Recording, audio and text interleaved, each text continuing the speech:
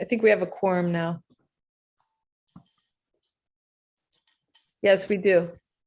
So 7:03, why don't we have roll call, please? Of course, Mayor. Councilmember Snyder, Present. Councilmember Holliver, Present. Councilmember Fung, Here. Vice Mayor Pappen, Here. Mayor Oliva, Here, all members of the City Council is present.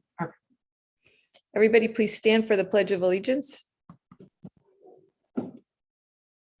I pledge allegiance to the flag of the United States of America and to the republic for which it stands, one nation, under God, indivisible, with liberty and justice for all.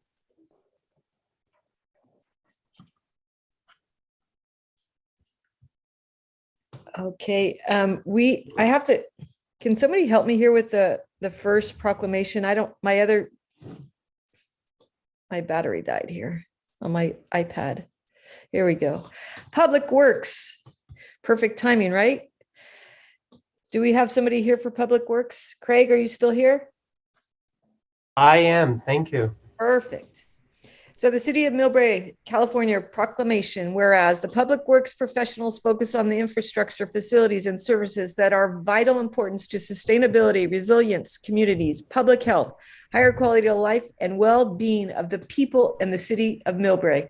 And whereas these infrastructures, facilities, and services could not be provided without the dedication efforts of the public works professionals who are federally mandated first responders and engineers, managers, and employees at all levels of government and the private sector who are responsible for the rebuilding, improving, and protecting of our nation's transportation, water supply, water treatment, and solid waste systems, public buildings, and other structures and facilities essential for our citizens. And whereas it is public interest for the citizens, civic leaders, and the children of the City of Millbrae to gain knowledge of and to maintain ongoing interest and understanding of the importance of public works and its programs in their respective communities.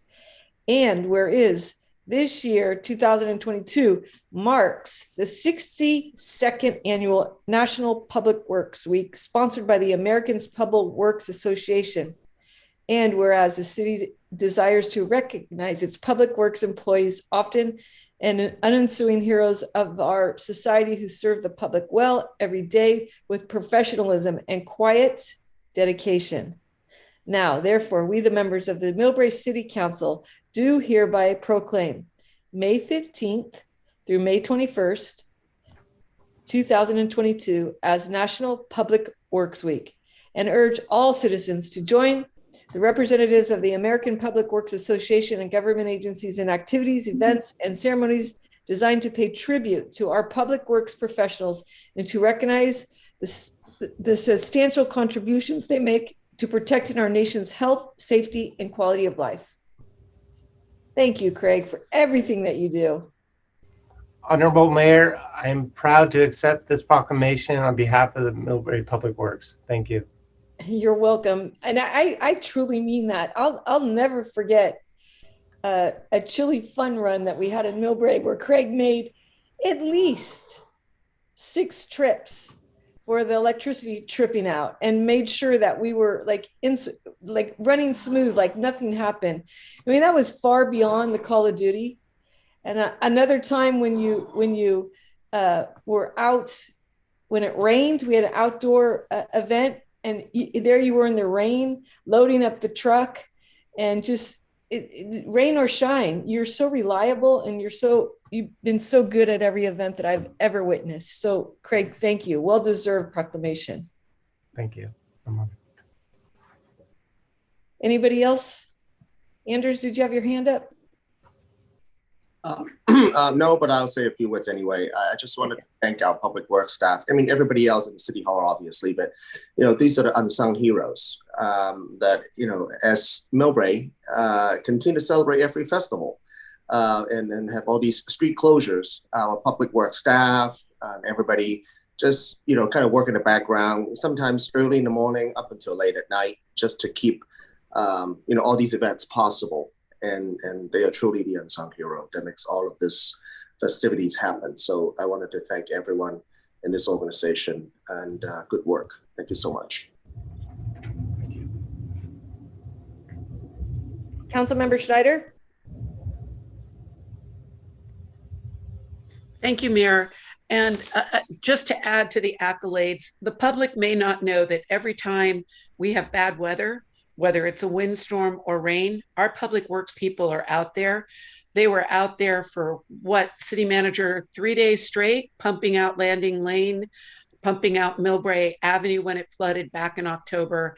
That is time away from their families and in dangerous situations. So that's why it hurts when I hear that people are being rude to our public works people. They do a tough job. They're out in the weather all the time. And I am sure all of us in Millbrae are very grateful for everything that you do to keep us safe. I know fire department keeps us safe, and the police department, our sheriff deputies keep us safe, but public works also keeps us safe. Thank you. Thank you. Okay.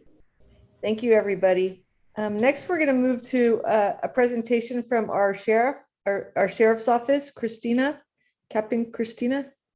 Yep, Or- Mayor, sorry about it. If I have just a few comments here to set the chief up for her presentation. You know, the city council, I believe it was going on 3.5 years ago, had approved a contract for an automatic license plate reader program.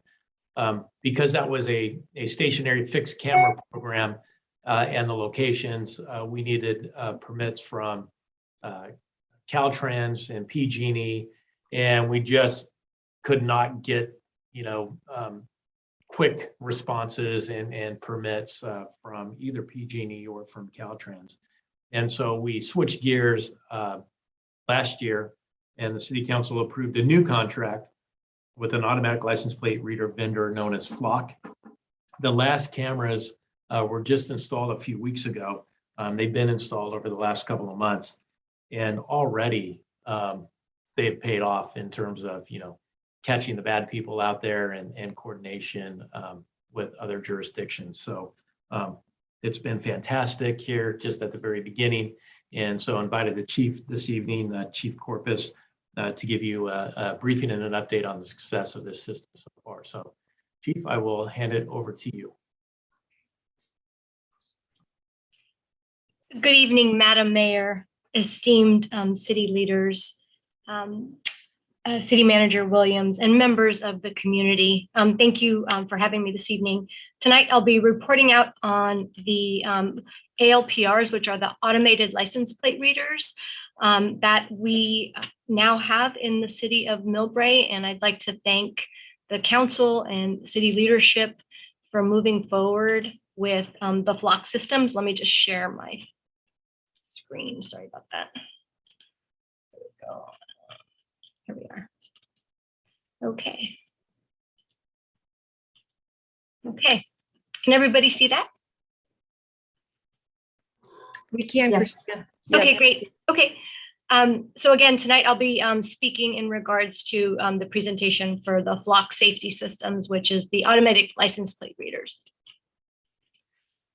So the discussion started in July of 2021. Prior to me coming to the city of Millbrae, retired Chief Kunkel, as CM Williams had mentioned, that we had been looking at a different vendor, but there were challenges with that, with permitting from Caltrans, and there was some trenching that was involved, and it really delayed the project. So when I came over, I had just had some conversations with City Manager Williams in regards to the ALPRs that I was familiar with, that were more versatile, less expensive, and really had some different technology to it. So they were approved November 23rd of 2021. The installation of these cameras took place between March of 2022, and the final cameras were put up at the end of April of this year. We have a total of 23 automated license plate readers throughout the city of Millbrae.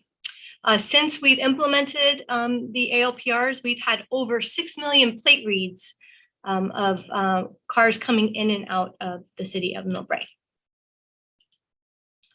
So the history and purpose.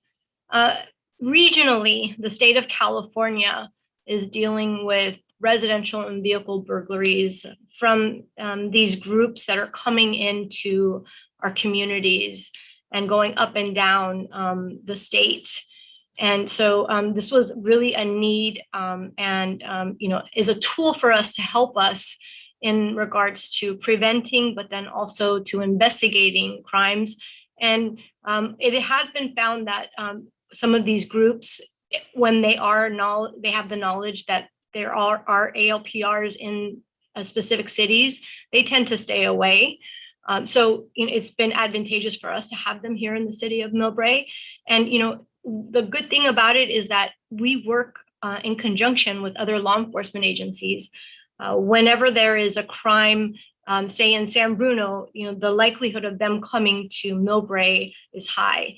And so we're able to kind of get that real-time information so our deputies can be on the lookout for these suspects. So the deputy feedback has been that, it's a friendly interface. It's easily accessible with information and data sharing. It's multi-jurisdictional collaboration. So we work collaboratively with the other law enforcement agencies along the peninsula and even in the East Bay. And then we get real-time notifications.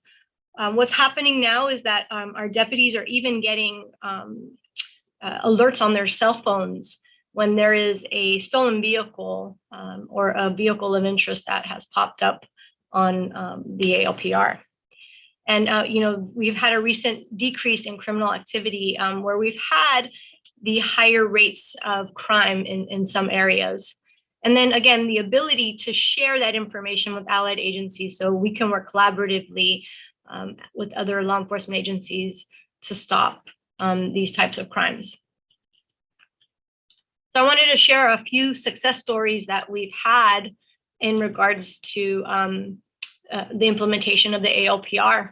So just on April 21st, we deputies received a hit on Meadow Glen Avenue at Broadway. It was a stolen vehicle alert. Our deputies stopped the vehicle. 2 suspects were arrested for the stolen vehicle, but they also had stolen property that spread out, various victims along the peninsula, possession of burglary tools, controlled substances, and then false impersonation. On April 23rd, we had a robbery that actually happened in unincorporated Redwood City. The suspect produced a firearm when committing the robbery on an individual. And the flock camera picked up the vehicle plate at the Chevron station here in the city of Millbrae. And we were able to make an arrest in that case. And then on April 26th, we received an ALPR hit of a stolen vehicle and the suspect was arrested. And that arrest took place in the parking lot of the Safeway. And then just 11 Rollins Road, where we tend to have a higher propensity of smash and grabs via when people come into town via the airport, sometimes they're tourists.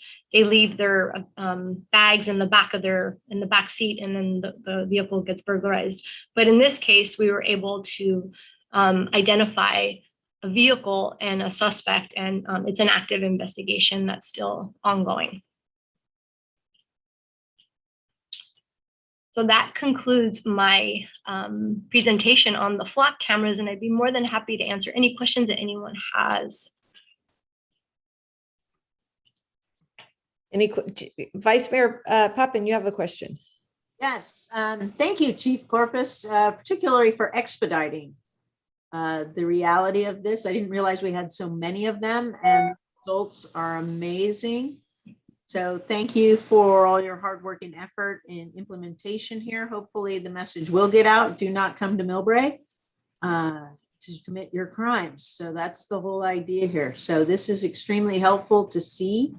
Exactly. The results are so quick too. That's amazing. So I really want to thank you because I know you helped expedite this and we waited a long time. So thank you very much. You're welcome. Yeah, fun stories to hear. Thank you, Chief. Very, very nice. Do we have any other council comments before I go to public? And let's go to public comment, please. Let's see. Michael Kelly. Hi, thank you, Madam Mayor, esteemed council, and Chief Corpus. That's really great information to have. My question to you is, what balance is going to be struck between the need to apprehend criminals and personal liberties? And as the ACLU puts it, one of the big concerns is, how long is information going to be stored about regular citizens in the database, and what's going to be done to avoid turning into a big brother state? I think it's a great tool, but it's also great opportunity for abuse. And I'd like to hear how that's being managed, please. So Sure. Oh, sorry. are we taking questions now, or do you want to meet with Michael how do you want to do this, city manager, for the sake of time here? I think we could take a couple of questions, Mayor, if that's okay with you. I think Sure. I kind of anticipated a question from the public about privacy and data collection. So just real quick. Thank you. Thank you for that question. So we have there's a transparency portal that we can upload onto the site, and any type of, say if the city manager said, Christina, I need a report from you as to who looked or accessed the ALPRs from this date to this date, we can furnish those reports so that it'll have all that information in there and who looked at it. And every time somebody puts something in, like looks up a plate, you have to have a reason for it. So we would we do have those audits. And on top of it, it's a 30-day. So after 30 days, it goes away with Flock. So that's the storage retention, is the 30 days at this time. Thank you. Thank you very much. That was really helpful. Angelina, you're up next. Thank you. I think I just continue along those lines of questions. Are there regulations for what type of surveillance this system is allowed to be used for? Or is it just kind of open to anything, to be vague? Yeah, we have to have a reason to look at the cameras. And it really goes back to, say if we had a burglary and the witness said it was a white Toyota Camry, but there was no plate. What we would do is go with the time frame, input a white Toyota Camry, and then look in the area that the vehicle may have hit. And it'll pop up and it'll give us a flurry of of white Toyotas, right? And then we would have to do some further investigation, but we would only look at the footage if we had a reason to. It's not that the deputies are looking, and watching. It's not like a live stream where we have it up on a monitor. You have to go into the system, log in, and then access a reason why you're looking and you're doing a specific search. So it's very detailed, and we have no deleting capabilities. Everything is just kind of everything's tracked. But we can't manipulate the system whatsoever. So there's a set list of reasons, and it has to be one of those? Correct. Yeah. Anybody else? Madam Mayor, can Yes, Vice Mayor. we just emphasize the idea of having these up is when a stolen car comes through Millbrae, because that's when most of the crime occurs. So that's when our law enforcement gets an alert. So that's the benefit, at least I feel, and I think most of the council feel, is so important here. Stolen cars are where most crimes are committed within our city. They come in with those. Yeah, to deter the crime makers. Councilmember Schneider. I think Vice Mayor said it, but for example, if there's a house burglary and it gets reported, they can go back and look for cars and triangulate back to the likely roads on that. I don't know how useful this can be with the rash of catalytic converter thefts, but I'm sure that Chief Corpus is working on that, because that's something that has plagued all of California, but especially the peninsula on that. It is for very specific reasons, and that's why it has the support of City Council. And thank you, Chief. You're welcome. Awesome. Thank you for being here for that. Okay, we will now move to the agenda overview. City Manager? Yes, thank you, Mayor. So moving on to item number 2 on the agenda, we do have the calendar of events and reports of bills and claims, which are a standard item on the agenda, and that's always attached to the council packet. We have approval of the meeting minutes for the regular meeting of February 22nd, the special meeting of March 8th, and the special meeting of April 26th. We do not have any oral reports from any committee or commission chairs this evening. Then we move into public communication. This is the item on the agenda reserved for any member of the public wishing to comment on any item not on the agenda and to address the city council again on any item not on the agenda. Speakers are limited to 3 minutes. Then we move to the consent calendar. We only have one item on the consent calendar this evening, and that is the adoption of the resolution finding that the proclaimed state of emergency continues to impact the ability to meet safely in person, and declaring that the city council and city commissions and committees will continue to meet remotely in order to ensure the health and safety of the public. We also then have no public hearings. Then we move on to existing business. We have 2 items under existing business, starting with item number 6, and that's to consider a resolution authorizing the city manager or designee to execute a revised lease with the Millbrae Montessori School for a licensed preschool and early childhood recreation operation partnership at the new Millbrae Recreation Center. We do have a request to remove this item actually from the agenda, Mayor, and reschedule this for the first meeting in June. We'd like to bring this back to the Recreation Subcommittee to further vet out the terms of this lease. So we would like to remove it and continue it. Item number 7 under existing business is an update on the Millbrae Homelessness Pilot Program. We do have a representative from Life Moves that will be giving that presentation this evening. Then moving under the new business, we have 3 items. Item 8 is to waive the first reading and introduce an ordinance repealing Chapter 6.40 of the Millbrae Municipal Code and adopting a new Chapter 6.40 that regulates the use of disposable food serviceware by food facilities and city facilities to align with new state laws. Item number 9 is to authorize a city manager or designee to participate in the joint issuance with the city of Burlingame for a request for proposals for a bike share program. And item number 10 is to consider a resolution committing the city to financial and legal obligations and verifying specific information for a grant through the U.S. Department of Interior Bureau of Reclamation for proposed drought-tolerant landscaping here in front of the police station and fire station at City Hall, and that's a grant program. Then we move on to council comments and adjournment. So that's an overview of the agenda. And Mayor, real quick, just a couple of updates. One is I'd like to thank everyone, especially again our public works staff, Andrea Papajohn for coordinating the Arbor Day and Earth Day celebration this past Saturday.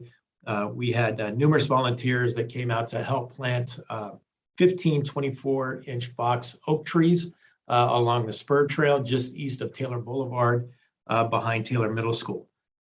Also, there's a compost giveaway this Saturday, May 14th from 9 a.m. to noon at the spur trail on Millbrae Avenue between Palm Avenue and Elder. So that's on Millbrae Avenue between Palm Avenue and Elder, a free compost giveaway for everyone's garden from 9 a.m. to noon. Also, we have the Central Park Playground ribbon cutting and movie night this Friday.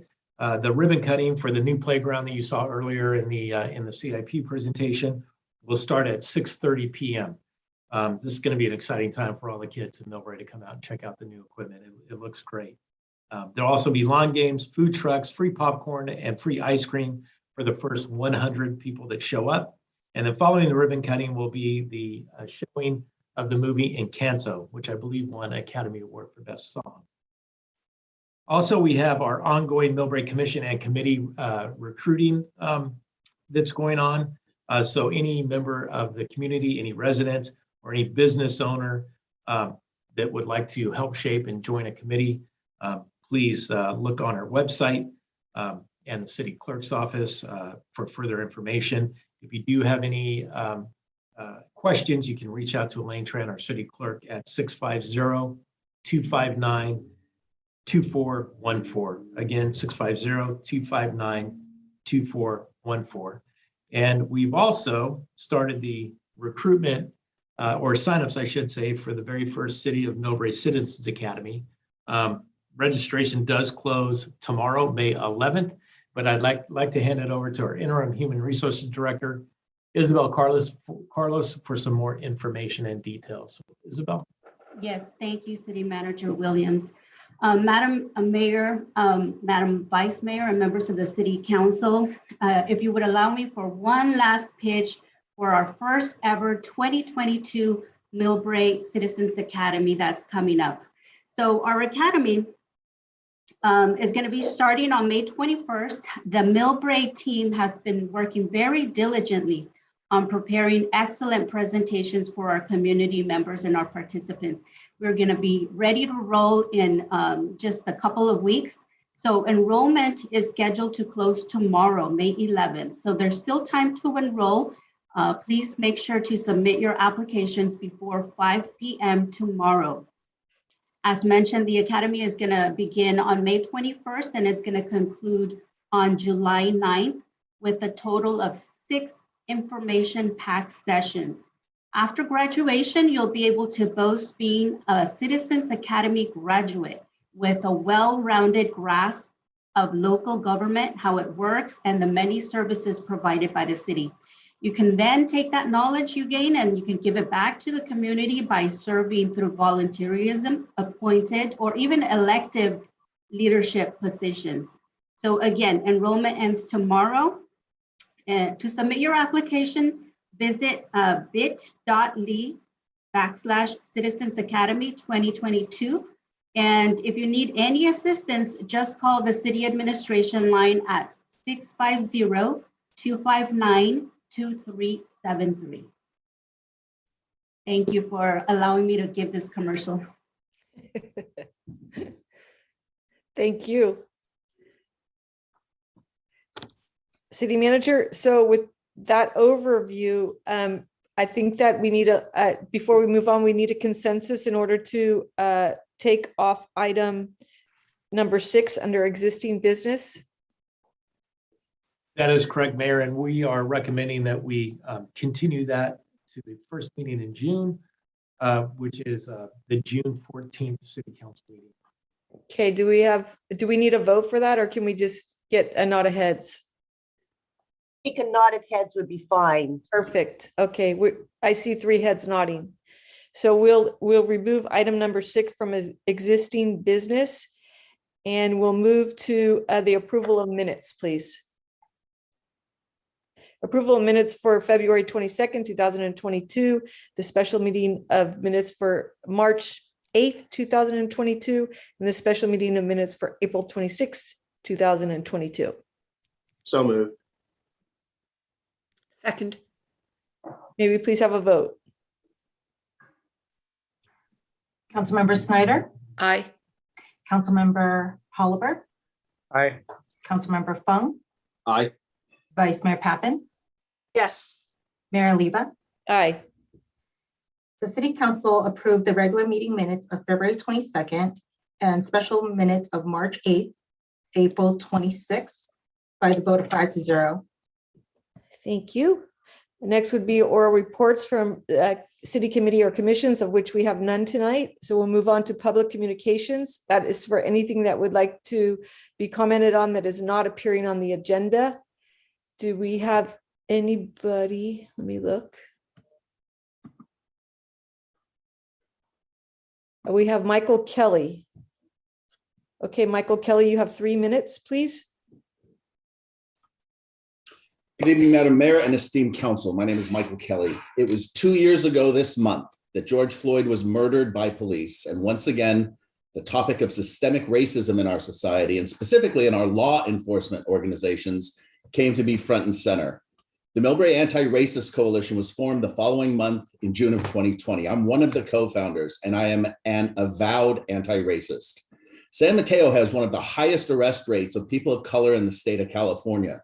A Black person is 8 times more likely to be arrested in our county than a white person. These are stats from 2019.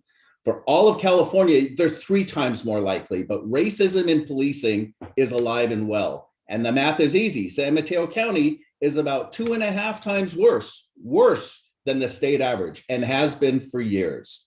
Policing in San Mateo County is in desperate need of reform. The person in charge of San Mateo County jails and Millbrae's police force ultimately is Sheriff Carlos Bolanos. He is the one who has driven policing into a ditch in the 6 years he's been in office. But our mayor, Ann Oliva, is busy campaigning and fundraising for him. She is accountable for her actions. She said 2 years ago we needed change, but she's busy campaigning for more of the same and keeping policing at status quo.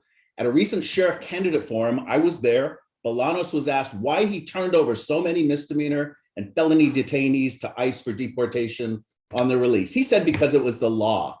But San Mateo County had 20 times more ICE transfers than the average for all the other 8 Bay Area counties in 2020. Then a few months ago, he finally ended this policy. Why? The law hadn't changed. What changed was his craven political expediency. He's done this for years, but now there's a contested election coming up. But Councilman Anders Fung is busy endorsing him and fundraising for Bolanos' re-election.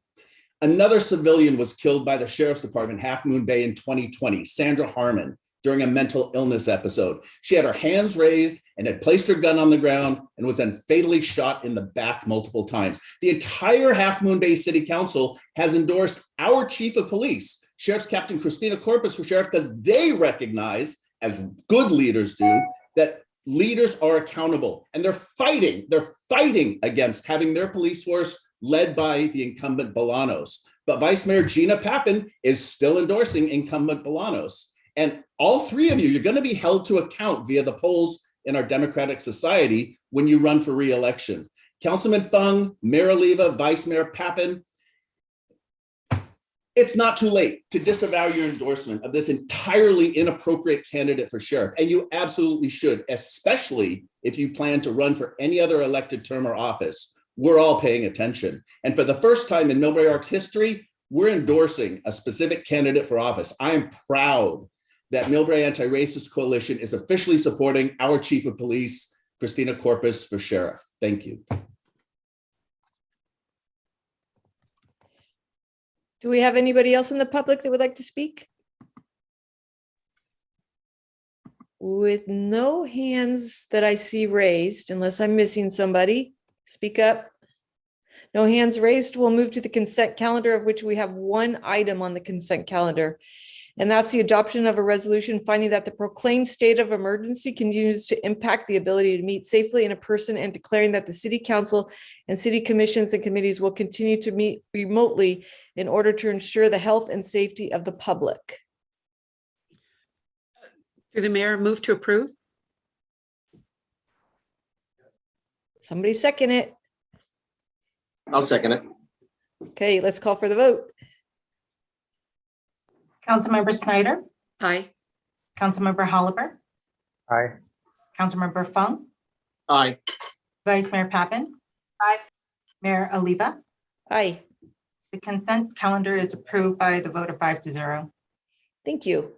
Moving on to public hearing, there is none tonight, but we do have 1 existing business on the item, with number 6 being voted to come to a further date. We'll move to number 7, and that's the Millbrae Homelessness Pilot Program Quarterly Update. This is an informational item, and I think we have somebody from Life Moves here tonight. We do, Mayor. We have Isabel Carbed, who is with Life Moves, who has, I just have to tell you, and you've heard me say this before, absolutely incredible. Her and her staff from Life Moves have worked wonders. When I meet them out in the field and I see them in action on a rainy, windy, Thursday night, and they're out there motivated, doing their job. I even told Isabella that they all need a big S on the front of their shirts, because they are the superheroes, and they have done a phenomenal job on this pilot program. And I think that this is something that, as it progresses, could be a model for cities throughout the country. So without any further ado, I'd like to introduce Isabella for a presentation on the progress so far. Thank you so much. It's such a pleasure to be here and share the work that the team, I am a very small part of that, but the case managers in the field. So today I'm going to share a bit of the overall outreach teams across San Mateo County, which includes our partnership with Millbrae. So I'll share my screen so you can see some slides. Okay. So the homeless outreach teams are several teams across San Mateo County with the goal of supporting unsheltered individuals experiencing unsheltered homelessness in a holistic way. We connect them to many services that I'll explain a little bit later. Usually we serve singles and couples, but we have seen a lot more families lately that are experiencing unsheltered homelessness, and we support them through the process of getting into shelter. These are some of the contracts that we have in San Mateo County, which includes the Millbrae BART outreach team. We have several case managers across different programs, but in the Millbrae outreach, we have 2 case managers that work mostly in the evening. So if you look here at the bottom times, they work on Tuesdays from 12:30 to 11:30. Oh no, sorry, that's a typo. Yeah, that's true. Sorry, 12:30 to 11:30, and then Wednesday through Friday, 3:30 to 2:30 a.m. So they are there, most of the night. Some of the services that our case managers provide to our clients is supporting them with identification, but most importantly is this step here, the CES mobile assessments. San Mateo County has what it's called a coordinated entry system, which is the only way that our clients can access shelter and housing services. So we have different core agencies across San Mateo County, and our clients we direct them there, and we can also provide mobile assessments so that our clients can more easily access shelter and also housing services, like, for example, access to housing vouchers or rapid rehousing programs. Not only that, but part of our other outreach teams are really health focused. So we partner with those teams to ensure that our clients are not only receiving housing services or shelter services, but also mental health, detox, and physical health services. The way that sort of like the timeline, right, typically of our clients that we support them is first with outreach and engagements. This is what you're going to see all of our teams wearing the big Life Moves Outreach logo shirts and going out there building trust. Without trust, we go nowhere with our clients. It's really telling them that we believe in them, that we know we've seen this happen, people that have been experiencing homelessness for 20, 30 years, and they get housed and they stay housed. So we have to start from that baseline, that we believe that you can be successful in whatever you want to do. After we set the baseline, which, by the way, sometimes takes months, sometimes takes weeks or days, everybody's different, then we can start helping them connect to shelter, to housing, to other services, so that they can eventually achieve self-sufficiency and permanent housing. That's the goal for all of us. So how do our clients get enrolled with our HOT team?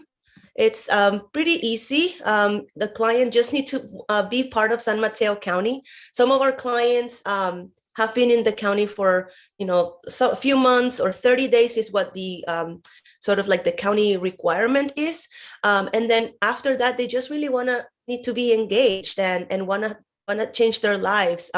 We'll be there. Some clients say no, but we always return. And a no just means come back later to us. So we're very persistent with our clients. And in the beginning, we provide what is called non-intensive case management, or light case management. And then that can transition into intensive case management that will be more of seeing the clients twice a week, until they get housed. So these are the outcomes for our program with Millbrae. Our program started in November, And it was we were all very excited because it was our first night outreach team. And the team started, being very successful right away. We have a goal of enrolling 100 clients for a period of 1 year. And in less than 6 months, we already enrolled 77 individuals. We have provided 15 clients with intensive case management.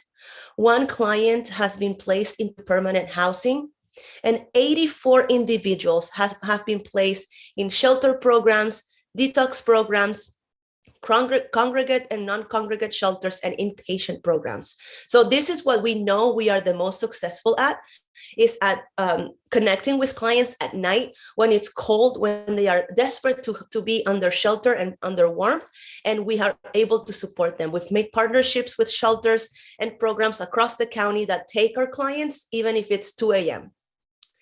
And right now, out of the 15 clients that are intensively case managed, 6 of them are geared towards a path of housing, which means that they have a voucher that is going to pay for their rents forever, for the rest of their lives, as long as they follow the program guidelines. And with that, that's the end of my presentation. I don't know if there's any chance for questions, but thank you for having me here. Well, I'd like to say thank you for we want to thank you for having you here. And Millbrae too. I mean, I am so impressed with the process and the progress and the numbers. We all attended the progress seminar that weekend before last, and your CEO was there, who did an amazing presentation for all of us. And I'm sure I'm going to take away thunder from somebody here. I'm going to let everybody go in. I'm incredibly impressed and grateful, and so happy that you're part of our city. I'll go next to Vice Mayor Gina Pappin, because I'm sure she has beautiful things to say as well. Isabella, the mayor said it beautifully as well, and it was very nice to meet you in person. Yes, your results are amazing, and San Mateo County's commitment, Millbrae's commitment to have zero homelessness is so vital to just humanity within our county here. So I compliment you all on all the work you do. It's just beautiful, and thank you for everything. Zero homelessness in the year 2022. That's true. We're working on it. Yeah. Councilmember Holliber. Thank you very much for this presentation and wonderful results that we're seeing from this project, from this pilot project. How long is this funded for within Millbrae? Councilmember, so it's a 1-year pilot program, so it's funded for 1 year. Okay. Ms. Kerabet, I would recommend that you give this presentation to the BART board at one of their meetings. I'm sure they would be surprised to see these kind of pleasantly surprised to see these kind of results. It's not just Millbrae, it's other cities in the area, the places with transit centers that have serious homeless issues, and having programs like yours that are able to provide those services, link these individuals with services and with housing, seems like a great way to address the problem. And I would hope that BART would be willing to step up and help us with this project as well, and maybe look at expanding it to other communities and other stations. So I hope you can make this presentation part at some point in the near future. Thank you. Thank you. Councilmember Schneider. Thank you, Mayor. And Miss, I lost you. Miss, it's a fantastic program, Miss Kerabet. Thank you. And great success. And it's lovely to hear that. You probably weren't at our goal setting, but recently Metropolitan Transit Commission puts this archive of all of these conversations. And there have been several very long articles in the Chronicle about money going to the big cities. And one of the big cities in California is Fresno, and they were able to take the millions of dollars they hired. They hired 18 people who have reached out to 600 people, and you have 2 people and have reached out over 70. So you guys are kicking butt on that, and that's really lovely. Now I'm going to go in. I completely agree with Councilman Holliber. It would be really nice, because we've only funded it for a year and we're getting, well, maybe it's going to go till next October, given that we started in November. And I don't know if the county is going to come through and do their match. We should be looking for what happens next year. So City Manager, I know it didn't get into our goal setting, but maybe we can get that all important meeting with Bart. I also think that if we can bring that lobbyist on, there are many cities that have transit stations in them that deal with this issue. So it isn't just the big cities dealing with the problem who are getting the funding. And it would be nice to get some of that funding that goes to big cities to help do this kind of project on that. So I think this is fantastic. Our budget, had you attended, is tight, but this is important to everyone living in the area. So I thank you, and I thank your staff. And again, your CEO, Aubrey Merriman, boy, he was just, what a good spokesperson for your agency, incredibly articulate, and could explain the situation so well. So thank you, and thank you for being a partner with Millbrae. Councilmember Schneider, just so that the newspaper really hears that loud and clear for tomorrow's headlines, Millbrae is what? What is Life Moves doing for Millbrae? Millbrae is Millbrae is connecting the unhoused to the necessary services. Is that what you meant? No, I meant Life Moves is kicking butt. Oh, Life Move is doing, professionally, I would say you're doing an amazing job, but I like kicking butt. Yep, I hope the paper likes it. In a lovely way. Okay, that's for everybody from council. We love you. We would like to hear from the public now, and I think Angelina, you're up first. I'll share. I worked in homeless services in San Francisco in the Tenderloin for almost 20 years, so I know the work it takes to move people, especially to move people into housing or even just to begin into services. So I really love that the model that Life Moves has, and the work that you're doing just to build those relationships and trust from the get-go is huge. I think people underestimate the importance of that piece in providing services to folks that are homeless. I think what I want to put out there is really encouraging the city council and city of Millbrae. You know, there's a lot of services in South San Francisco North and a lot of services San Mateo South, and there's a real gap in our cities in between. And we're at a time where there's a lot of development happening, and any work that we can do to really offer very low income housing, affordable housing. Those are all different levels. And I know we've talked about that at past meetings, but you know, Life Moves can only go so far if there's no housing that they can get people into. So what we can do to support their work in this city, from how, you know, again, housing, services and other things within Millbrae, but not just to find the folks here and bring them to other places for those services. So thank you. Thank you, Angelina. And Angelina, may I have your last name, please, for the record? Angelina, are you there?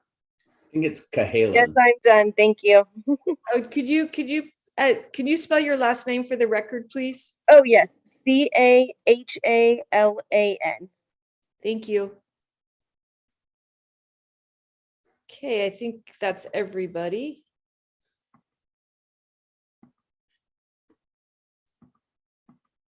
Yes, no hands raised. Mayor, I do see that Michael Kelly. Oh, I see two. I'm sorry. Let's go to Councilmember Fung, please.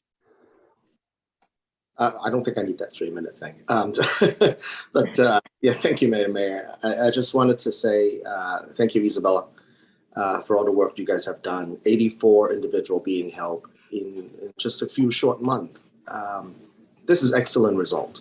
And it also goes to show our commitment as a city, and big hands to everyone in our city as well for this commitment to zero homelessness in our county, as well as our commitment to just humanity as a whole, and helping those who are less fortunate than all of us. So we can't even put a dollar sign to this. It's simply because we're able to help those who needed it the most at the time when they needed it the most. And so, and also I wanted to thank our mayor for being a big champion and leading us in this effort. Going up to the county and getting the funding for it, I really want to appreciate that. Millbrae could be a leader in this, and we're that much better. 84 people's lives are so much more better because of our effort. So big hands to everybody. Thank you so very much. I'm very grateful for what work's been done here. Thank you, Councilmember Fung. Is that everybody? Oh, we have Michael Kelly again. Yes, hi, back again. Ms. Kerba, that's fantastic information.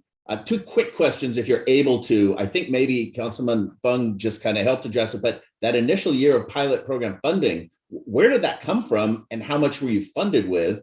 Secondarily, if you could let us know what community civic groups could do to support what you're doing, we'd like to get behind you and back you and not just clap our hands and say job well done, but go work with you and support you however you might need. So if you could share some of the things that would be useful, we'd love to hear it, please. Yeah, so go ahead. No, go ahead. We'll take a minute. So, in terms of the funding, it's my understanding that it's the city of Millbrae funding that is mainly funding this particular project. And although we have partnerships, with many organizations, including BART. And what do we need? So typically outreach hasn't been the sort of program to welcome volunteers, but we're really opening our eyes and being more flexible to welcome citizens of cities, right, to come and help us support those clients. So more to come on that. That's going to be something we're going to be changing this year, and to keep doing what you're doing, which is speaking up and really supporting these services. As Councilmember Fung stated, this is like whenever we come and support these individuals, it's at a very special time, because when they say yes to us, that's a very short gap that we have to truly help them and to make a difference in their lives. So continue the advocacy. Thank you so much. Thank you very much. So I just want to clear a little bit up here, because the kudos goes to a few individual people that really initiated the idea.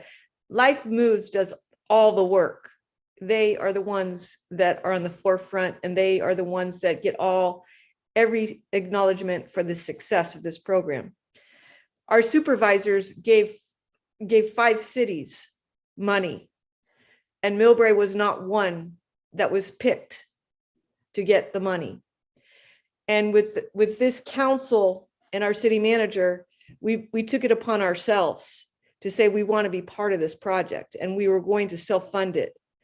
And our supervisor, Dave Pine, so generously came up with Measure K discretionary funding, and he helped us fund this.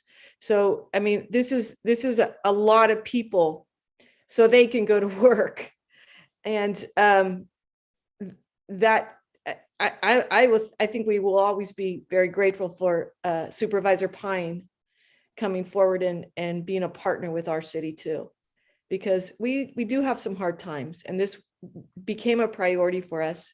But monetarily, that was a great help for us as well. That's fantastic. Can you share what the dollar amount was of that funding? I don't. Yeah, it was $200,000 from the city of Millbrae and $100,000 from the supervisor. Yeah, spectacular. Thank you so very much. Yeah, there's no funding from BART or any of the other transit agencies involved in this. Yes. Okay, well, that's fun. I hate to have to go on. I could talk about this all night long, but we do need to go on to some new business. And the new business of item number 8 is to waive the first reading and introduce an ordinance repealing the chapter 6 6.4 of the Millbrae Municipal Code and adopting a new chapter 6.4 regulating the use of disposable food service ware by food facilities and city facilities to align with new state laws. And we have to take action on this tonight. So after we have a report here, we will do that. Thank you, Mayor. I would like to introduce our Environmental Services Manager, Andrea Papajohn. She will be presenting, it's her show this evening. She will be presenting on 8, 9, and 10. So we can just move right into those at your leisure, Mayor, and I don't need to introduce Andrea since she has the last 3 remaining items. So I'd like to introduce Andrea Papajohn, the city's Environmental Services Manager, for the presentation.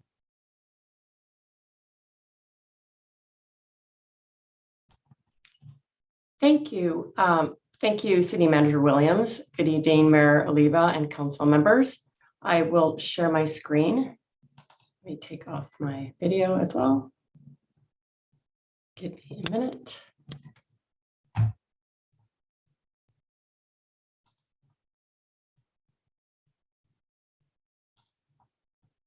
Okay, can you see the presentation? Yes, we can. Great. So thank you for your time. This presentation is introducing an amendment to the Disposable Food Serviceware Ordinance, which will repeal Chapter 6.40 of the Millbrae Municipal Code and adopt a new Chapter 6.40 regulating the use of disposable food serviceware by food facilities and city facilities to align with new state laws. So the purpose of the amendment is really just to align with the new state laws that we'll be discussing in the presentation.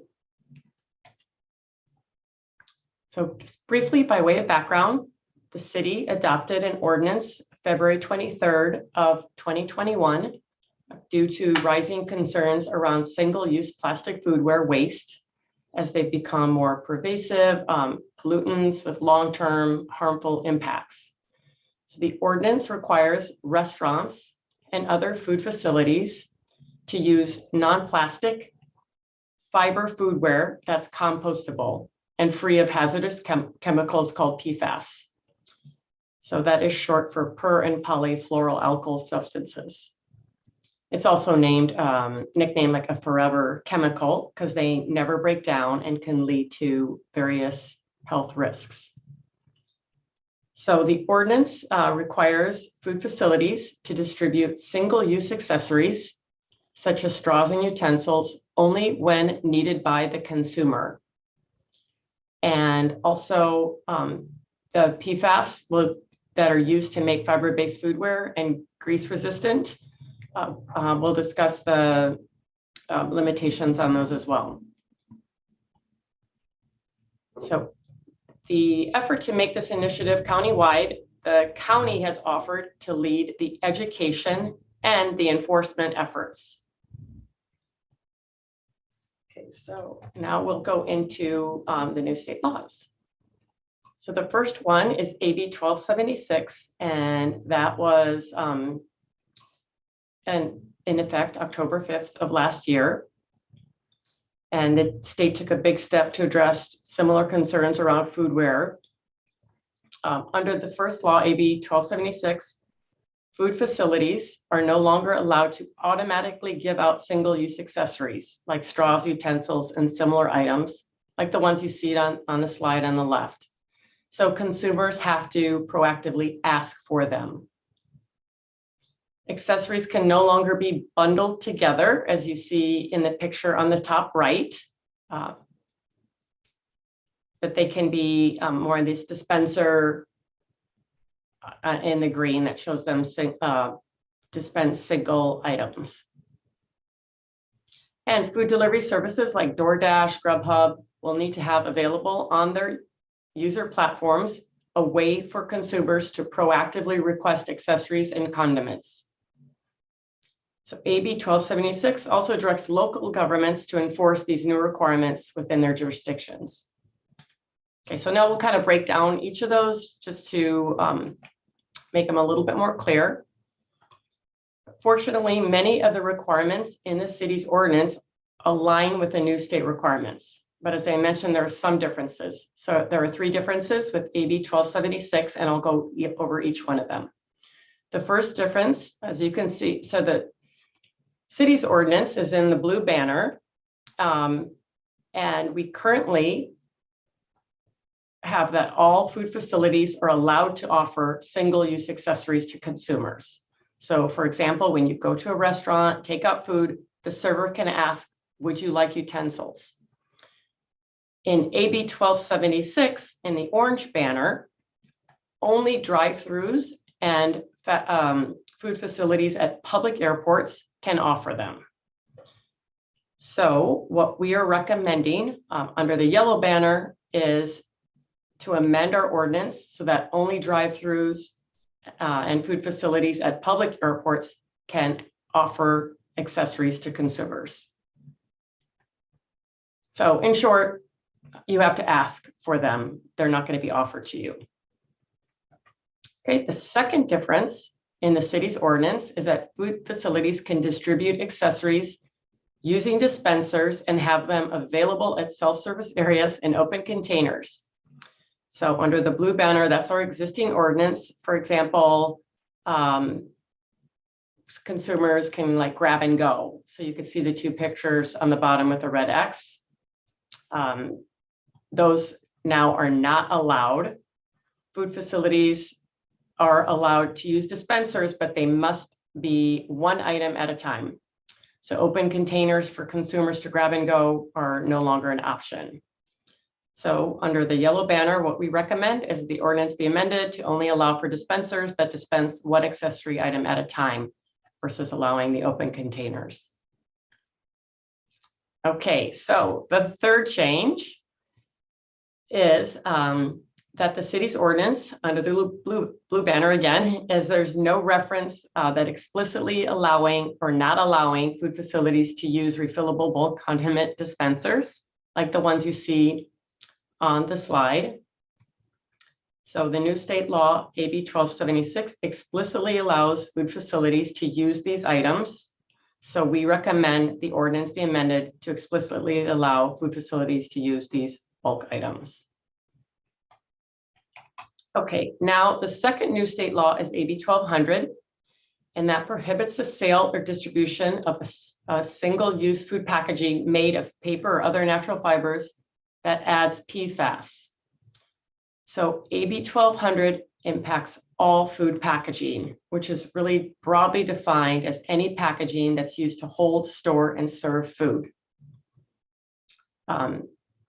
PFAS are really used to make fiber-based foodware water and grease resistant, but the new AB 1200 would eliminate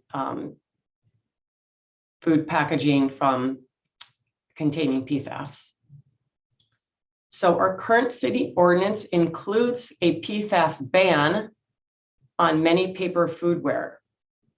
But AB 1200 is more restrictive because it goes beyond just foodware.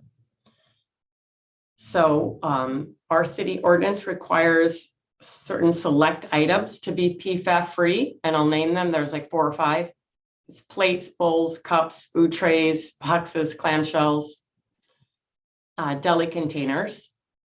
And so staff recommends on the effective date of this chapter and until December 31st of 2022, that the city's current PFAS requirements stay in effect.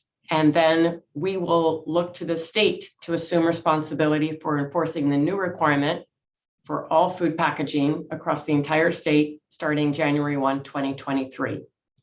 That is the implementation start date of AB 1200. So our final recommendation is for a change in the ordinance around the enforcement start date. The county pushed out its enforcement start date from March 25th, 2022 to October 1st. And we recommend the same for Millbrae. This is primarily to give additional time for our food facilities to learn about these new state requirements that just came into law October 2021 and make any necessary adjustments. And to help our food facilities during this transition, the County Office of Sustainability We'll be offering resources for the food facilities to take advantage of. As I mentioned, they'll be doing our education and outreach.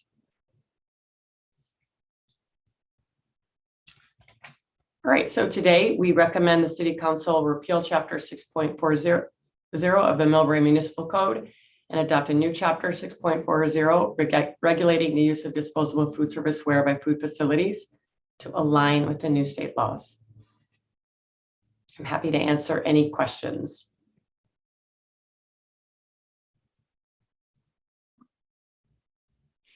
Thank you. Any questions? Councilmember Schneider? Hi, Mayor. I was trying to give the other electeds an opportunity. Thank you, Ms. Papajohn. Excellent presentation. Really glad that we're talking. This is the first time I remember the city talking about PFAS, but the public is going to be hearing a lot more about PFAS in many forms coming up. So thank you for that. I had a couple of silly questions when I read through it. What I really like about Taco Bell, as an example, they will ask you if you want condiments, packets. And I will generally say no, but when I say yes, I'll say 3, and I'll end up getting 6 or 8, which is by far more than I might need. So I think they're the best drive-in that I've identified, with Chipotle being the best in-store operations for kind of already trying to implement this. I hope that we've got programs that can work with them. If I ask for 3, I only want 3. And if I say I don't want silverware, I don't want silverware or plasticware on that. But my other question, when you talked about accessories can't be bundled, if we look at special events, of which Millbrae has many of the vendors get their silverware, napkin, sometimes chopsticks come that way, but it's generally silverware, paper, and they come pre-bundled, I think, because they're buying them from Costco. The Lions buy them from Costco. And as a Lion, I hate it, but I already tried to get them to do food recycling at Lion events, and I can only push so hard. What can we do to help our small vendors who pick up stuff from Costco, where I think a lot of this bundled stuff is going to come from? Yeah, that is a very good question, and I don't have all the answers. I know that this does apply to city facilities. I'm not sure to the extent that it applies to events. I might defer to our city attorney, Joan Castman, if she has any comments, or also we have from the county, Chris Safter. And so if either of them would like to comment, I would appreciate anything that they might want to add. And let me add a second part to that. Thank you, Ms. Sure. Papajohn. Absolutely. The second part is special event composting is really difficult. It works best.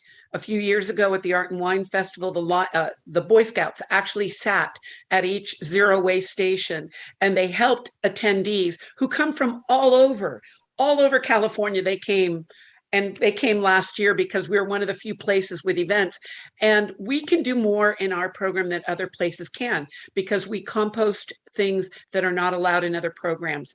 So along with this, I hope our education will include the fact that we got rid of polystyrene, expanded polystyrene years ago. I still see a couple merchants in Millbrae using it.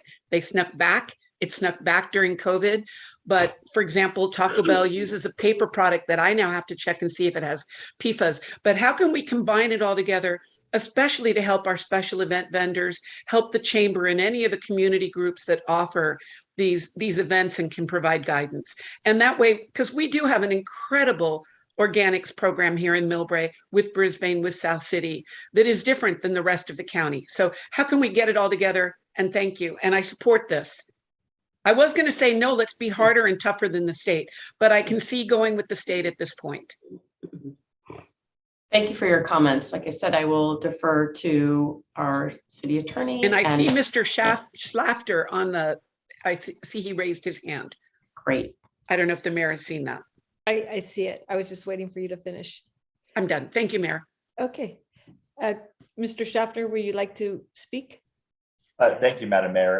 And thank you, Councilmember Schneider, for your questions. I'm Chris Slofter. I'm with the County Office of Sustainability. And I'm happy to be here to help field any questions. Just to your questions, Councilmember Snyder. Thank you for pointing out Taco Bell and Chipotle. And Chipotle for the efforts that they are undergoing to come into compliance with the laws. We do have an outreach team that will be in the field starting July, who will be approaching all the food facilities that will be impacted by the ordinance and offer them technical and financial assistance to come into compliance. So that might be making recommendations about how to train staff. If staff are being asked for like 3 condom packets and getting 6, that's something they can help with, as well as any other requirement of the ordinance that they would need help with. And then to your question about bundled foodware, that's also something that our consultants can help with regard to like special events. And brick and mortar shops like Costco. Our outreach team is also working with brick and mortar stores in the area to make sure that they carry items that are in compliance with the ordinance. That includes the wholesale or the selling of individually wrapped or provided utensils. So that rather than getting a packet with a fork and a knife and a napkin or a spork or whatever's in there, you can hand them out individually. I would also recommend things like purchasing bulk utensils where you get like a case of them, not bundled, so you can hand them out like individually. That's something our consultants can help with. And then lastly, about making available items that are compliant with the ordinance, we do have a purchasing guide on our website that can help any staff involved in procurement, like at a city level, purchase items that are compliant with the ordinance, as well as any operating food facility manager or owner. Mr. Slater, sorry, Mayor, if I may, I've worked in the solid waste field for about 38 years now. I'm on the State Commission for Recycling Markets. May I ask a favor? Every time your team finds things that are hard to enforce in the current state laws, could you please let me know so I can bring it to the commission?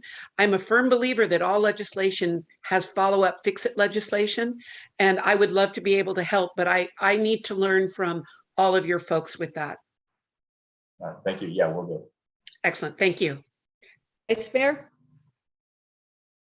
Thank you, Madam Mayor. Thank you to staff and Christopher as well. I think this is definitely a step in the right direction. So greatly appreciate all your work and efforts here. And I do think a major part of this is us educating our businesses throughout.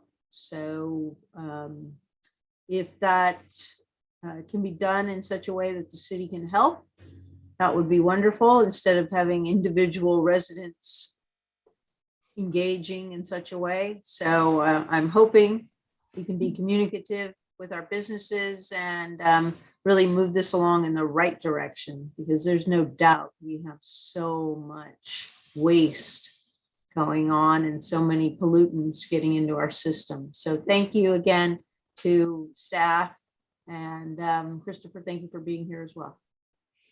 Is that a motion? We have to take action. Yes, that is a motion. Thank you. Second. Perfect. Can we call for the vote if there's no other comments? One other comment. I'm sorry. Oh, sorry, Joan.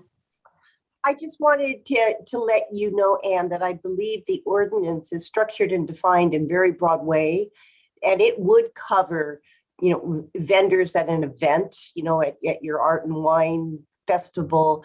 It talks about food facilities, and food facilities are those that provide food, for sale, anywhere. So I think that there is a really broad reach to this ordinance, and there has been a lot of thought given to how to regulate this and try to capture, every means by which food is provided to the public for consumption and for sale, and that utensils will be controlled in those, in those situations. Thank you, City Attorney.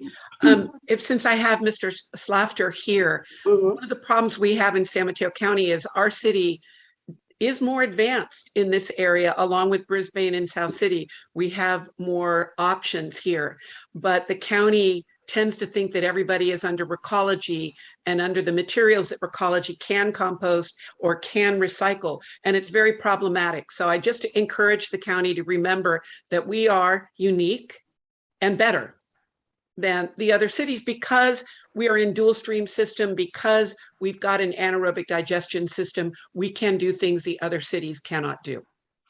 And I want to make sure that the education reflects that. Okay, so we have a motion and a second. Can we have a vote? Oh, I'm please? sorry. My other comment, Mayor, is county, have you considered cooperative purchasing of green-based products that could help small independent mom and pops? I've tried, I'm going to be meeting with the Chamber of Commerce to talk about if they could be the source of cooperative purchasing, something we did 30 years ago for recycled content paper. And I'm happy to talk about that offline, but it can help the smaller restaurants buy in bulk cooperatively and get a better price. Madam Mayor, let's be sure that the motion. Yeah, starts- I know the motion doesn't include that. No, but we're getting off course here. We have a motion to adopt this ordinance. To waive the first reading. You can make that comment. We could talk about that after the fact. That's a whole different I'm done. subject. Yeah. Okay. Just to be sure the motion waives the first reading and introduces the ordinance. Perfect. That's exactly what I moved. Thank you. Okay, so can we have the vote, please? Sure. Councilmember Snyder, Aye. Councilmember Holliber, Aye. Councilmember Fung, Aye. Vice Mayor Pappen, Yes. Mayor Oliva. Yes. The City Council waived the first reading and introduced the ordinance repealing Chapter 6.4 of the Millbrae Municipal Code and adopting a new chapter of 6.4 regulating the use of disposable food serviceware by food facilities and city facilities to align with the new state law by the vote of 5-0. Perfect. Thank you very much. New business, we're going to go on to item number 9. And that is authorizing the city manager or designee to participate in a joint issuance with the city of Burlingame of a request for proposal for a bike share program. And we also have a presentation and we need to take action on this too, please, council. Great. So thank you, Madam Mayor and council members. Thank you for your time tonight. This presentation will share information on an opportunity to participate in joint issuance of an RFP for an electric bike share program with the city of Burlingame.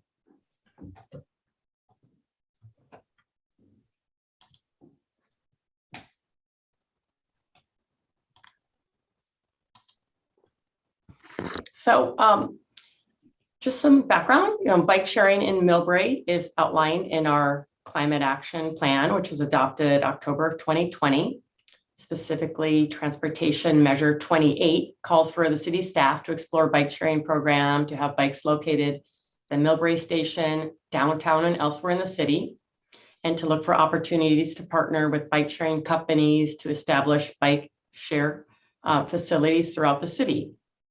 So it really makes sense in Millbrae to get people from BART Caltrain and Caltrain to downtown, or from downtown to the library or to the new rec center, and just close that last mile. And so staff has also been working on a micromobility hub design through a grant received from the Metropolitan Transportation Commission to implement options such as e-bikes and other mobility. And so while an RFP for a program for bikes is independent of the MTC hub, the goals are really mutual and aligned. And then finally, a bike share would help reduce vehicle miles traveled, traffic congestion, and greenhouse gas emissions, and many other benefits. So here's an overview of what other cities in the Bay Area are doing. There are 5 governments that are using the Bay Wheels system or program, and that's San Francisco, Oakland, San Jose, Berkeley, and Emeryville. So they also have received an MTC, sponsorship. They have, I think I read 7,000 bikes at 550 stations. They have both sort of traditional pedal bikes and they have electric bikes. They also have Motivate, which is a subsidiary of Lyft. They are eligible. They have a Lifeline. If you qualify for a Lifeline Pass or PG Care, you could also get discounted membership on bike sharing. And you can unlock bikes with a Clipper card. And then there are various rates from like using a bike. You could get a membership, which is I think $29 a month, or you can pay by use, like $3.49 for 30 minutes. And just to touch on a couple of the other programs in the Bay Area, Fremont is using Hopper. This is a slightly different model because you can share your brand, for example, the city of Millbrae, and retain like 100% of your revenue and profits. And then Hopper receives a fixed monthly platform fee. And Richmond is using Bolt Mobility. It's co-founded by Usain Bolt. They have docked bikes and docked, and you download a Gotcha Powered by Bolt app. It's integrated also with a Clipper card, and they're giving free helmets upon request. And then finally, San Mateo, our neighbor, they are using a permit approach. I think it costs $5,000. Their goal is to issue to one operator for a maximum of 500 bikes. And they are not allowing scooters. And my understanding is they haven't given any permits to date. They previously had Lime Bike, and now they're looking for a new vendor.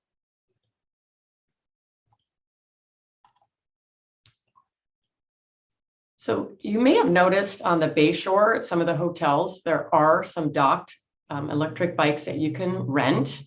Here is a picture. It's called Unlimited Biking. They're the vendor.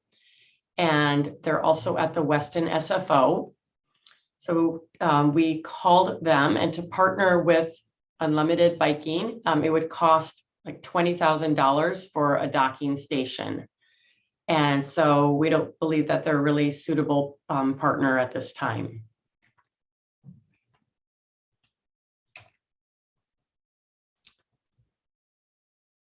So to allow for an e-bike mobility across jurisdictional boundaries, it would be a much more seamless experience for the users. And also there's huge economies of scale. It would just be more competitive and there'd be more volume. So two cities really create more opportunity. So we recommend doing a joint RFP with the city of Burlingame. I'll go over a couple items that are some of the key components in the RFP. The RFP is really at a draft stage right now. It has not had legal review, but this is kind of some of the elements that we have discussed internally, that staff has discussed. So the vendor would set up, install, and maintain the electric bike program, and we recommend a single vendor. The draft RFP calls for docked or hybrid dockless system. And I apologize, I should define kind of what dock and dockless systems are for our whole audience. A dock system requires that the trips to begin and terminate at a static docking station. And a dockless model is where bikes can be unlocked and used and returned anywhere, in the city, depending on the user's origin or destination. Another element of the RFP is that we would want the local management structure to operate and maintain the bikes and the app-based fee payments. And we would also want to ensure that the bike sharing is cost competitive for users and as an affordable transportation alternative. We want the pricing to encourage short trips and offer bulk programs, like monthly passes, and also offer needs for different population groups. So if agreed, the staff will finalize and release a joint RFP. We would review and rank the proposals, and then we bring an action item back to the city council to seek authorization and execute a contract with a vendor. So this RFP would really be primarily for electric bikes and not scooters at this time. When we discussed with Burlingame, we thought it'd be best to sort of launch with a bike program. And then if one of the two cities is interested in scooters, maybe that would be undertaken separately. So I think one other thing I wanted to mention was just a little bit off topic, but we just recently learned about a San Mateo County Transportation Authority call for projects. And while we're looking for kind of a no-cost option for bike sharing, we are looking to apply for this grant. The ACR TDM program is one that promotes transit and other forms of commuting to reduce the use of single occupancy vehicles. They have about $3 million to give out, and the maximum amount would be a $200,000 startup per city. So we're looking to apply this year. The one requirement, one key requirement is that it would require 10% city match funding. So if we got a $200,000 grant, the city would pitch in $20,000. And the grant is due May 27th. So if council agrees to move forward with the RFP, we would definitely want to hop on the grant and get that submitted as well. Right, so we would, the RFP would be, the schedule would be, the RFP would be issued in early summer, and then we bring a recommendation to the council in the late summer. So we would like to request an action to authorize the city manager or designee to participate in a joint issuance with the city of Burlingame of an RFP for a bike share program. Thank you for your time, and I'm happy to answer questions. Okay, how about Councilmember Schneider's questions? Thank you, Mayor. The Vice Mayor was before me. That's okay. Go ahead. Okay. Thank you, Ms. Papajohn. I support this. Question on the grant. Burlingame, we wrote a letter of support for Burlingame's most recent ATP grant, and that gave them points. I think if we're applying for this grant, which I support, and city manager will have to come up with the match. I think this grant is not coming through CCAG BPAC. I'm guessing it might come through the entity that Ruben and Vice Mayor are part of, and their criteria might be different, but getting support letters from other entities does help in the grant process. So just encouraging you to do that. Go for both. Thank you. Thank you. Vice Mayor. Thank you, Madam Mayor. Thank you, Ms. Papajohn. I believe you do get extra points here for partnering up with cities. So my compliments to you on that part of it. It's an exciting opportunity here. I'm glad to see we're joining Burlingame and trying to take advantage of this. It would be a great start to moving in the right direction here. So very excited to see this, and I'm sure the other details will be revealed after we can hopefully get the RFP and get some funding for this. So thank you. Thank you. Councilmember Holliver. Thank you for your work on this. Glad to see this moving forward. Have we got any discussions with any other cities beyond Burlingame? Maybe San Bruno or San Mateo in terms of expanding the footprint here? Because 2 cities are better than one, but still a fairly limited range of area where you'd be able to travel. Yes, that's a good question. City of Burlingame did reach out to City of San Mateo as well, but they have a permitting program. So they kind of sort of declined participating in the RFP right now.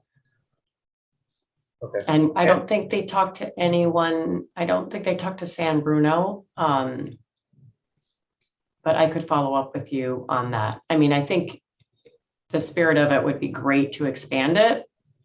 So I agree, and you know, thank you for your comment on that. We would definitely like to expand with other cities. Thank you. And when you mentioned a permitting program under that model, basically there could be multiple providers, and they would just have a permit to operate within your city, as opposed to, I guess, through this process there will only be one operator. Right, so my understanding of the city of San Mateo's permitting process is they are looking for one vendor, and it's a $5,000 fee to get the permit. And they want to limit it to like 500 bikes. So it's different because I guess they're issuing a permit, whereas in this case, we wouldn't be charging the vendor. It would be, the vendor would come in and install and operate the bike share program for us. Okay. And I would recommend including scooters as part of the RFP as well, if it's not too late. I think there is a lot of interest in that. A lot of the same companies operate both bike share and scooter share. So I don't see any downside of including that as an option for whatever the successful provider is to be provided in our cities. Thank you. Thank you. Councilmember Fung. Thank you, Madam Mayor. Thank you, Andrea. This is excellent. I do agree, 2 cities is better than 1, 3 is better than 2. So if you can bring San Bruno on board, I think if we're going to have that quick conversation with them, we'd love to see more city to collaborate on this effort here.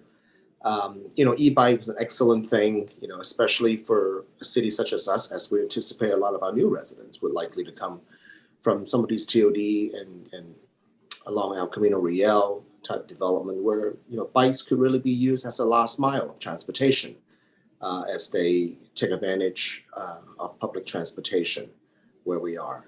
So, this is a great way to reduce our carbon emission and reliance on petroleum. And in terms of the docking stations and where these e-bikes could be strategically located, I would imagine and encourage such as parks, current parks or future parks, any other municipalities, destinations like City Hall, libraries, rec center, right? Places where people could go to with an access just with a bike. Those could be, great location where these docking stations could be placed strategically. So excellent program. I'd be happy to make a motion to support this. Thank you. We have a motion. Do we have a second? Second and a comment. Okay. Ms. Papajohn, Malcolm Robeson from San Bruno is a member of CCAG BPAC and is our current chair. So if you can be on the lookout for it, I will do an email introduction, or I'm happy to follow up and see if, I don't know when San Bruno's, they've got a very well advanced BPAC group, but it would probably have to go to council. It may not happen fast enough for the time frame, but let's see if we can do it. I agree, 3 cities would be great. Thank you. But I'll get you in connection with Malcolm. Excellent. Thank you. Appreciate that. So we have a motion and we have a second. Can we please call for the vote? Of course, Mayor. Councilmember Snyder. Sorry, do we ask for public comment? Oh, yeah. Sorry, Ruben. Oh, I'm so sorry. Thank you for reminding me. Yes. I don't Thank see, you, Councilmember Holliver, for reminding her. I don't see anybody's hand raised. Um, Oh, Wayne excuse Lee. me, we have former Mayor Wayne. Mayor Lee. Lee. Yeah. Wayne? Thank you, Madam Mayor. Wayne Lee, citizen and recovering politician, so no more mayor. Anyway, I just wanted to ask if we can get some bike racks downtown too, while we're talking about bikes. It'd be nice if they had these bikes could be parked other than in the middle of the sidewalk. So to encourage people to tie up their bikes and also encourage people to bike downtown and shop. There's no place to park our bikes. And we also, as a biker, I like to have my bike in front of where I can see it because I don't want people taking parts off my bike. So that's the reason why we would like to have, I would request that we have many bike racks downtown. Thank you. Do you have a catalytic converter on your bike? No, but I have expensive parts on my bike. Okay, let's call for the vote. I don't see any other hands raised. I just need clarification on the vote because, sorry, Councilmember Oliver mentioned scooters or. To be So, included in the RFP. yeah, I kind of disagree with that at this point. I think it's easier to get bikes. The scooters tend to result in more accidents. If we just start with the bikes, I think it might be easier. That's just my opinion.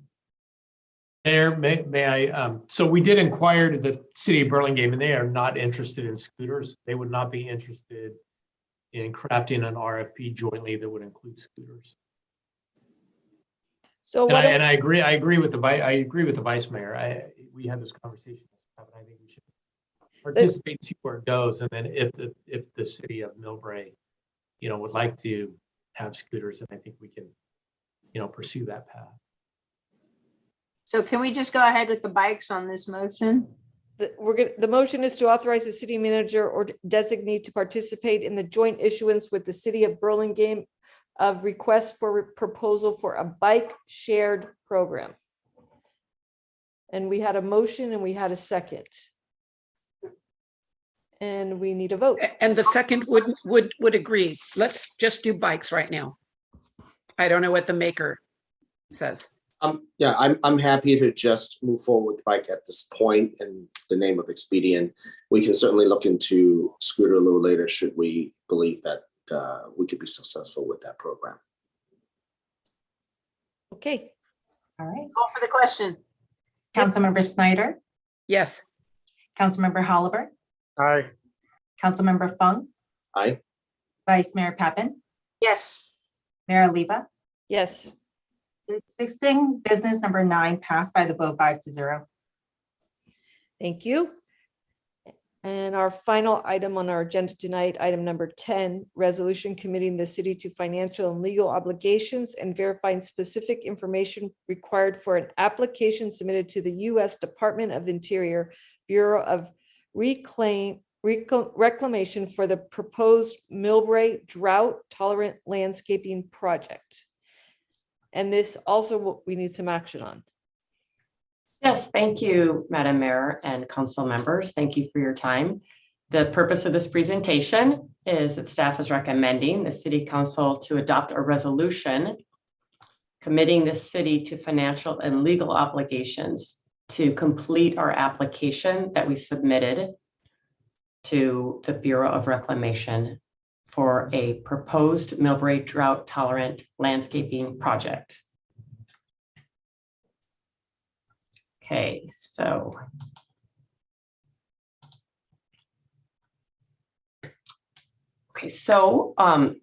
City Hall currently has converted, part of the landscape to a drought tolerant landscape, and the improvements are doing really well.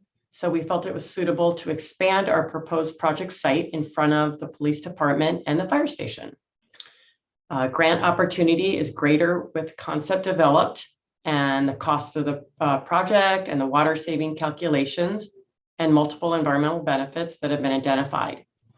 So we'll go over those in the presentation. The project's goal is actually twofold, since we want to promote drought tolerant landscaping to visitors and residents. This could be a demonstration to our commitment, to long-term water efficiency. And this project could serve as an inspiration for residents to adopt their landscaping as well. So we contacted our on-call landscape architect, and I'd like to hand it over to Casey Case of Gates and Associates to talk about the proposed design, the concept, and the water saving calculations. Hi there, good evening, everyone. So on the next slide, you will see a couple of pictures introducing our site. So we were able to go out and meet on the site and take a look at what was there. And we have a few more pictures on the next slide showing that there were some improvements made to the front entry, allowing for better ADA access. And in that process, a lot of the water was turned off to allow changes in what was currently a planted lawn area. And some of the existing shrubs there had reached their maturity. So there was a lot of opportunity to re-envision the space In the property next door, which is shown on the next slide, this had been done already. So there's some amazing, more drought tolerant and native emphasis planting that was mixed with some decomposed granite mulch, as well as some of these cobble faux arroyo river banding elements. So we loved this, wanted to continue this concept next door. So we developed the next slide, which shows you our preliminary landscape concept. So we tried to have California native, as well as a mix of evergreen and flowering, paying attention to water use, and then where we could, including things that would support pollinators, so hummingbirds, butterflies, bees, all that good stuff. We tried to be really mindful of not stuffing it too tight, so allowing the plants to mature to their full size without excessive shearing or pruning, or basically just human intervention at a regular frequency. So after we took a look at this plan, we were then able to come up with some assumptions for some of the water savings as well as the cost. So on our next slide, you'll see that we were able to take the area being planted and make some assumptions about how it was being irrigated, as well as studying what was previously there to come up with some estimated water savings. So just for the space in front of the police building, we're hoping to save about 62,500 gallons in a year. So if we are combining it with the space in front of the fire building as well, which is about doubling that size, we could have about double that savings, which is great. And this aligns really well with what the grant is looking to see accomplished. All right. And then I can hand it back over to Andrea, and I'm still available to answer any questions you guys might have about the design. Thank you. So we reached out to Reclamation and we verified that this type of project is suitable for funding. We don't know what our chances are of getting an award, but the application requires cost-shared financial assistance. It requires the city to match 50% or more of the total project. So we submitted an application for the maximum amount, which was 100,000. And then that would require the city to contribute 100,000. So the total project cost was estimated about 200,000.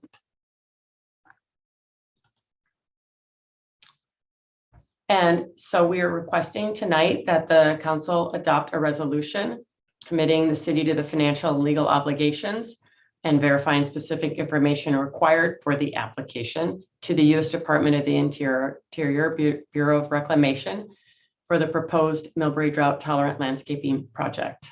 And thank you for your time. I'm happy to answer any questions. I see Councilmember Schneider's hand up.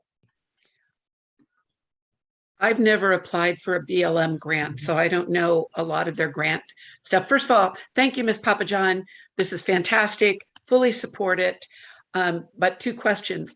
When you look at the grant details, find out if partnerships will help, find out if there is an economic constraint item, and maybe tell that story on that one to try to position us, since we're not a priority equity community, which my guess is a lot of this will probably go to those communities. In the matching grants, in my day of writing grants, we used to be able to do some of the match using staff hours or volunteer hours.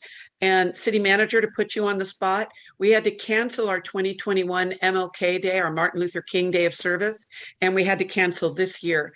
But a few months ago, we talked about, could volunteers come and help make the front of City Hall, the police and fire department look better? And that might be an additional match, that the community wants to do this, and that it will help us make our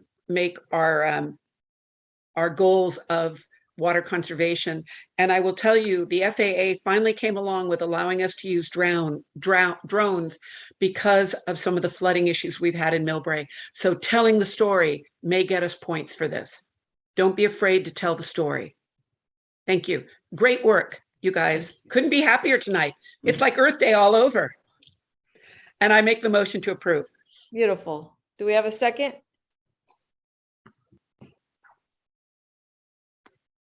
I'll second it.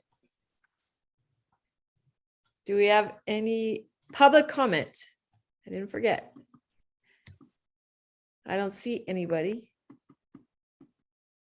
Okay, Elaine, could you please call for the vote? Of course, Councilmember Snyder, Yes. Councilmember Holliver, Aye. Councilmember Fung, Well done.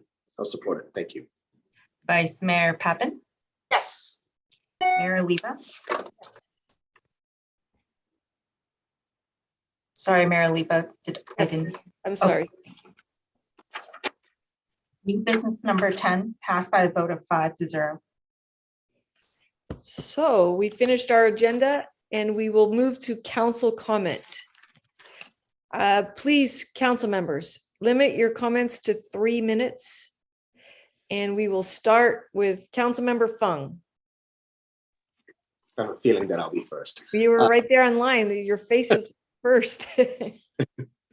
Thank you, Madam Mayor. MSASP subcommittee, I think we discussed some of the images we met. I met with the city manager and a few others last week. We basically revamped the entire document with new images. Hopefully it'll be more explicit about what our vision is, be able to convey to potential developers what our vision for the MSASP area would be. And I think the vice mayor would have some more update on that as well. We met separately. And one more time, I'll be a champion for the South fundraiser on August 29th. We got additional donors committed to helping this program. It's just heartwarming to see, excited to see how many of these organizations and individuals who are committed to helping the children who needed this program the most. Exciting to be a part of this. And hopefully I have more updates for you all next time. But that's all I got for now, Madam Mayor. Thank you very much. Councilmember Schneider, you're next in line here. Thank you, Mayor. Millbrae Community Enhancement Advisory Committee adopted and voted to approve the Adopt-A-Spot. Hopefully it will come to full council on May 24th. And I won't go into detail because you'll hear it then. The San Mateo County Emergency Services Council has agreed to add an agenda item for our next meeting, which is in June. That is the regional agencies' impacts on disaster events in cities on this. So I brought this up at our meeting a couple of weeks ago, and the chair, Supervisor Canepa, has added that to the agenda since we are so impacted by regional agencies that basically take away our ability to protect our residents on that. I want to give a huge kudos for the tree planters, for the Boy Scouts and the Cub Scouts and the Webelos, Councilman Holliver and the little one. I think they both helped plant trees. Councilman Fung was there. It was horribly windy, but the city manager already said how many trees, but go just above Taylor and see all the new trees up there. I walked then over using the trail, which has all of the new benches on it. So really our trail has become amazing. And for the city, the Chronicle just ran an article about a trail system through San Francisco. We need to get coverage of what is truly a treasure in Millbrae, the trail system. So thank you to all of the volunteers for the cleanup and the tree planting at our slightly delayed Earth Day on that. I will add that our plant sale, the Millbrae Garden Club, which is an unofficial entity until I can get around to making it an official 501c3, has raised enough funds to make it onto the wall at the Recreation grand opening. So thank you everyone who's come to the plant sale. If you've got plants to donate, our sale will begin at 6 o'clock this coming Friday. So a little bit before the ribbon cutting at the playground and a little bit before the movies, but we're gonna have lots of succulents. I know the people of Millbrae love succulents. I know some council member's wife really loves succulents. So I hope she'll come shopping with us on Friday. And with that, I will close. Oh, and just finally, if anybody is still listening, if you have your dog or your children, please don't have them walk in the newly planted pollinator garden and the newly planted flowers and plants by the skateboard park. Those are not for walking, period. Thank you. Okay, Councilmember Holliver. Okay, thank you. I don't really have much to report. We had a nice time at the the tree planting event that Councilmember Schneider just mentioned. So a lot of good topics at the progress seminar the previous weekend. About homelessness, as was discussed earlier today, education, mental health, and other topics. Hoping we could, I know more cities in our area are beginning to go back to in-person or hybrid meetings, hoping maybe we can join possibly next month. I don't see why not at this point. I would suggest maybe the technology subcommittee could meet to discuss what that format would look like between now and our next meeting. I hope that can happen sooner rather than later. Thank you very much. Thank you. Vice Mayor Peppin. Thank you, Madam Mayor. Agree. The progress seminar and all the issues that were covered this year were very, very interesting. And mental health is definitely a priority issue for all of us, young, old, and everything in between. So please be aware of people around you and listen and encourage them if you can. I think the mayor's going to talk about too. We had a sea level rise presentation. You can talk about that, Madam Mayor. Sure. Jumping the gun. No, I mean, we all participate in so many things together. It's awesome. That's it. So there was an $8 million presentation from Assembly Member Mullen in efforts to expand our sea level rise efforts. And also, so this will go a study all the way out from like our canals all the way out to the end of the airport runways, which is only the beginning. And hopefully will be a partnership with the airport and Burlingame as well. Something that Burlingame has done recently was add in sea level rise issues to any developments along the coastline, which we should probably look at as well. The mayor and I were addressing a letter in support of local nurses to hopefully get them, support them in their negotiations with Mills Peninsula. And so I was hoping that the rest of the council would take a look and see if they would like to join in on that. We also discussed having some sort of a flash news or text message from the city on a regular basis to residents who might be interested, informing them as to what special issues or special things that are happening within the city so people could keep more alert to that. And then I was hoping tonight we'd get a presentation on Measure E, the school board measure. So I just got my sample ballot and reading up on that, and very important to keep our schools up to date here. But hopefully before the election coming up, we can get some shared information from the school board on that and also educate the public further, because it appears to be a good measure and will help our schools throughout, so we can all be informed and move forward there. MTC is proposing something real quick. It's going to go before CCAG and also the MTC board on transit-oriented developments. A lot of the proposals in there have not been supported by our jurisdictions as far as housing, rental, relief, unfair evictions, all that kind of stuff. So there's going to be a huge discussion about that, I'm sure, Thursday night and Friday, as well as the MTC meeting. And I think that's it. So sorry. Thank you. Thank you. So just a little bit on the one shoreline that we partnered with, just a little background that the value of the properties impacted by the sea level rise in Millbrae is estimated to be about $400 million. And it's in addition to homes, it's with businesses being impacted. And what this hopefully will bring is a partnership, of course, with Burlingame, but also to include BART, Caltrans, Highway 101, and all the different players that butt up to that sea. It's a great plan, because if we fixed it, Burlingame would suffer. If they fixed it, we would suffer, because obviously you push water one way, it's going to find its way out another way. And Madam Mayor, the Bay Area is the most at risk than any other jurisdiction as far as sea level rise goes.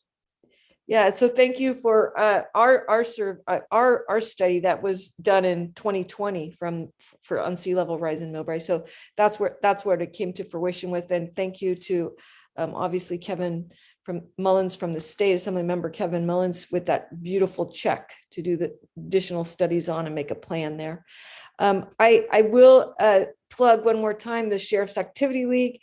And as everybody here knows, Anders, Councilmember Fung and myself are on that board, along with our chief, Christina Corpus, and we're putting together a really nice big event that's going to be in our city. County will be coming to our city, so you can only imagine how we want to show it off and make it successful and let everybody be looking at how beautiful Millbrae is. I had one question, and I don't need an answer right now, but on the calendar for the Senior Advisory Committee, their committee's not on the city calendar on the website. And I don't know if they're meeting this month or not, but if somebody maybe from staff can get back to us tomorrow and see why it's not on the calendar, that would be amazing. That's really all she wrote, all we worked at all week. And any other comments before we adjourn? Yeah, real quick, were you able to meet with the chamber? Because it appears Councilmember Schneider is meeting with the chamber, and we're not getting, I don't know if they've had a meeting yet, so.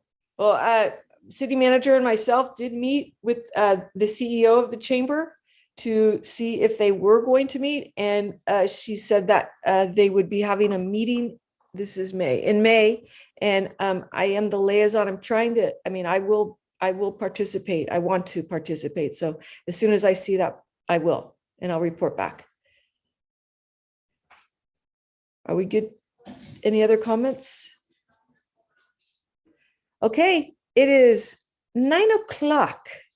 We shall adjourn. Thank you. Thank you. Good night. Good night.